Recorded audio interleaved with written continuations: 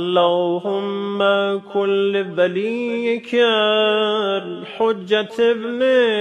الحسن صلواتك عليه وعلى آبائه في هذه الساعة وفي كل ساعة وليا وحافظا وقائدا وناصرا ودليلا وعينا حتى تسكنه أرضك